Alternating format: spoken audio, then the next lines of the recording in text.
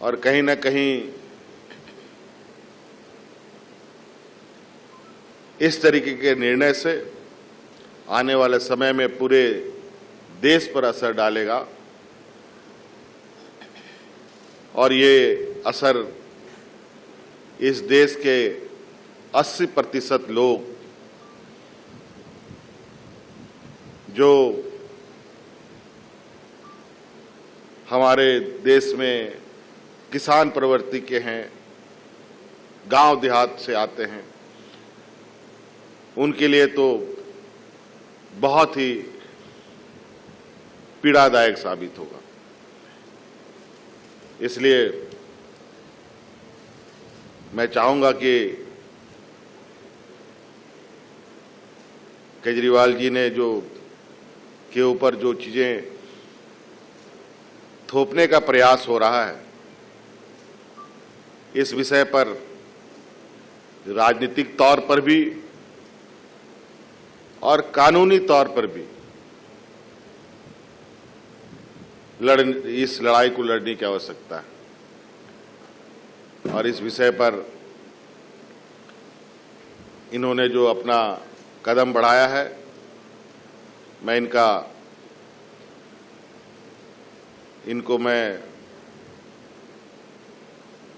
चाहूंगा कि ये अपनी मुहिम में सफल हों, ताकि ये लोकतांत्रिक व्यवस्थाएं बची रहे।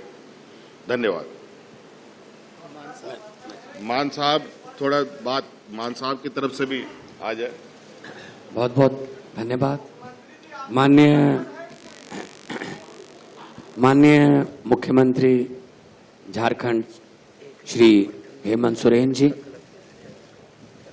हमारी पार्टी के नेशनल कन्वीनर माननीय मुख्यमंत्री दिल्ली अरविंद केजरीवाल जी, संजय सिंह जी, राघव चड्ढा जी जो कि राज्यसभा के मेंबर हैं, आतिशी जी हमारे दिल्ली के एजुकेशन मिनिस्टर हैं, और झारखंड मुक्ति मोर्चा के राज्यसभा के मेंबर और विधायक, सबसे पहले बहुत बहुत धन्यवाद। इन्होंने हमें यहाँ बुलाकर मान सम्मान दिया, इज्जत दी, उसके लिए बहुत बहुत शुक्रिया।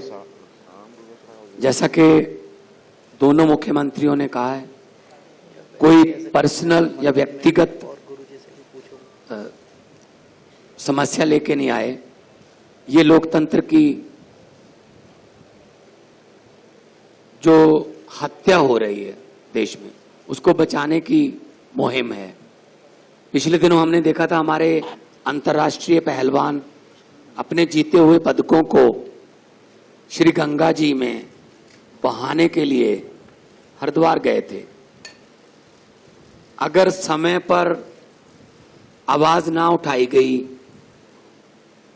तो शायद अगली बारी लोकतंत्र की अस्थियों को बहाने की होगी, क्योंकि जो नॉन बीजेपी गवर्नमेंट है देश में, उन पर अध्यादेश लाए जा रहे हैं। गवर्नर जो हैं वो उन पर कुछ ना कुछ थोपते रहते हैं आए दिन। कभी कहते हैं हम आपका बजट सेशन नहीं होने देंगे, कभी कहते हैं हम आपके द्वारा काउंसिल ऑफ मिनिस्टर द्वारा पास किया हुआ भाषण नहीं पढ़ेंगे, हम अपनी मर्जी से पढ़ेंगे।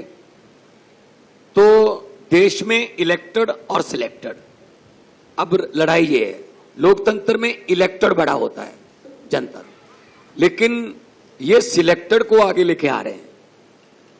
बीजेपी का एक ही तरीका है, अगर इलेक्शन में नहीं जीते तो बाई इलेक्शन से जीत जाओ, उनके बंदे तोड़ लो, बाद में बाई इलेक्शन करवा लो और कह दो कि जनता का ये फैसला है। सो आज झारखंड मुक्ति मोर्चा, जो कि पार्टी के नाम में ही मोर्चा लिखा हुआ है, ये आंदोलन से निकली हुई पार्टी है और हमारी पार्टी भी एक आंदोलन से निकली हुई पार्टी है। तो हम लोगों को एक और आंदोलन करना पड़ेगा। 140 करोड़ जनता देश की ये उम्मीद करती है कि आने वाले दिनों में अगर देश में लोकतंत्र को बचाना है, इलेक्शन को बचाना है, तो हमें आवाज उठानी पड़ेगी कि ऐसे फरमान जो केंद्र सरकार की तरफ से आते हैं, जो फेडरल स्ट्रक्चर को कमजोर करते हैं, उनके खिलाफ हम आवाज उठाएं एक होकर।